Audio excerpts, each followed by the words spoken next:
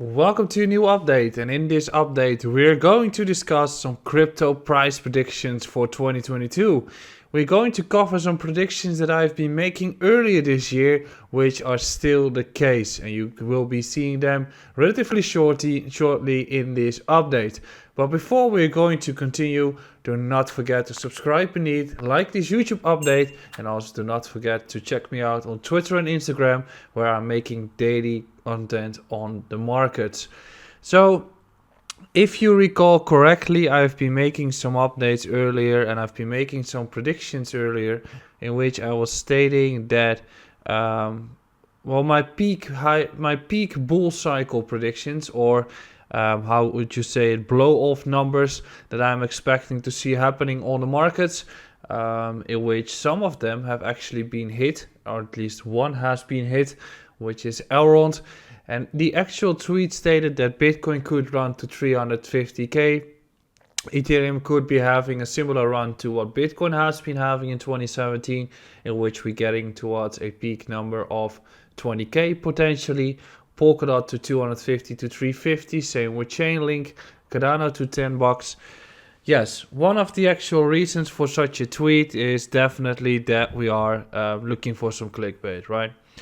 But if you're looking at the entire growth of the crypto markets and you're looking at what crypto might be developing or might be adding to the actual markets or the actual society, I don't believe that those numbers are too far off. The reasoning are as follows. First of all, you've got the size of the crypto markets, which is currently about 2 trillion. If you're assuming that we are in the dot-com bubble of crypto, you would assess a case where the markets are going to run to 10 to 15 trillion. In that case, the dot-com bubble was between 10 to 15. If you're going to calculate it towards the actual value nowadays, you might be wanting to conclude that we are actually having a inflation run, or the actual value of the dot-com bubble calculated towards the nowadays value of that money is approximately 30 trillion.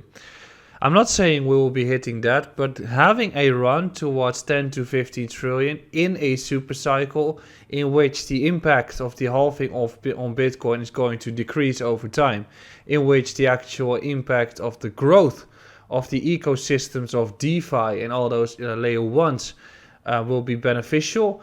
I think that reaching towards a number of 10 to 15 trillion with all the opportunities that we have in the markets is not too far-fetched, especially since we are living in an ecosystem or in a society with such a high number of inflation in the markets. So those numbers are there. And to be honest, you know that Stock to Flow Plan B had a target of 250k. Several other models have a target of 250k. It might sound relatively far, but I assume that we're into that lengthening cycle, which will be taking another year, in which we'll be taking or having another run. And what you should be aware of is that most of the returns of your investments are made in the last 10% in time.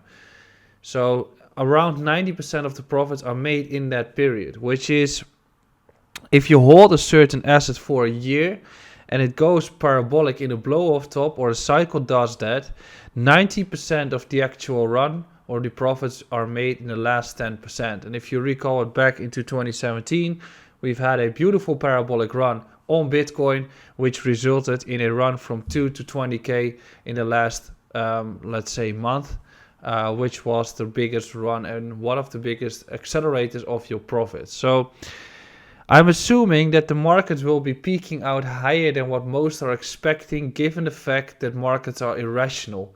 This means that the markets have been correcting way deeper than most of the people were expecting in 2017, and will also be running higher than what most of the people are expecting to see running. In that case, I also assume that in the cryptocurrency market perspectives for 2022, we are going to see multiple layer ones and layer twos, and actually DeFi taking cover, given that we are living in that inflationary system and that people are seeking for returns and seeking for passive income through DeFi. So people are running towards crypto to seek for safety in which a country like Turkey is already an example of people flying into crypto because their own home currency has such a high inflation or devaluation through which they can't really survive with that asset, and they run towards crypto for safety. Given the fact that our inflation is accelerating still heavily, I'm assuming we'll have an accelerated run, compared with the fact that fundamentally the projects and platforms are getting easier to understand and to use, through which the adoption will be growing very fast.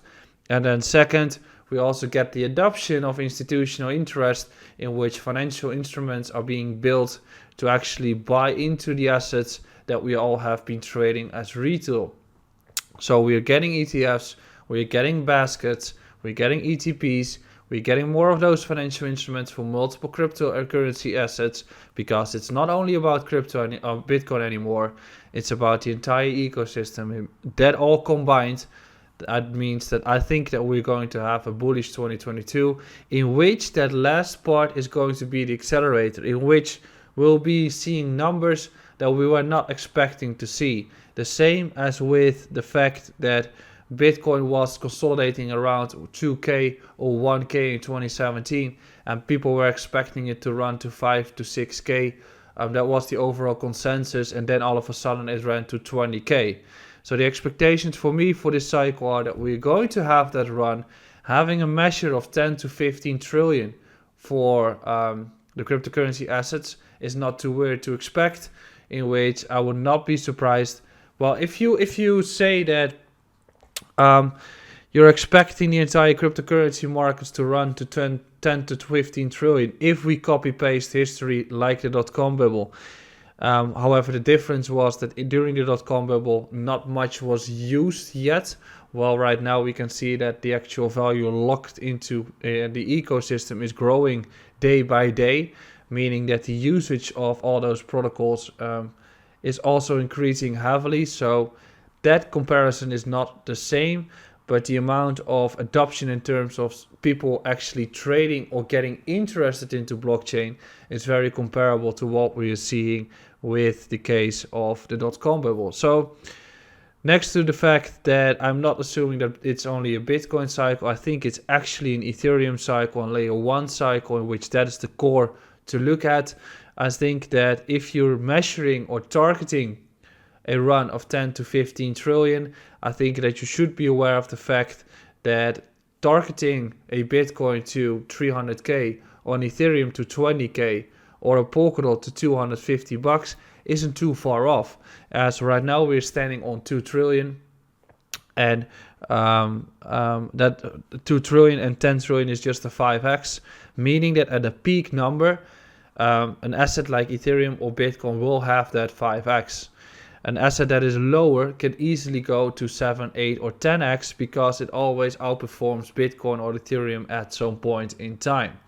So those numbers that I've made, with even Cardano to 10 to $20, Silica to $5, that's a tricky one, is not off. I think that we're definitely going to have a crypto run in 2022, in which even altcoins are starting to wake up, because of the fact that the super cycle is here, because of the fact that fundamentally the adoption is being made with all those platforms, with all the options we have, with the people seeking for financial freedom through API, through passive income, through assets that are not losing value over time, and through the fact that institutional investors are running into blockchain as well.